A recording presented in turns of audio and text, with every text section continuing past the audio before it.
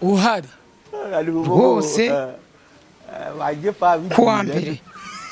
yego tubashyiraho ikiganiro kuwa kabiri ikiganiro kuwa gatatu ikiganiro kuwa kane abashaka bambaza ibibazo mbibasubize by'ubwenge mbese ni ugutorera ni ukugira gute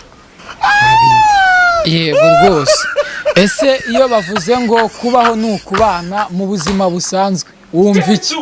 kubana oya iyo bavuze ngo kubaho ni ukubana mu buzima busanzwe wumva iki njye cyo numva ko buri muntu wese mushobora kubana kuko hari umuntu wise umwana we nta mugabo wigira nta mugabo wigira God have mercy upon us.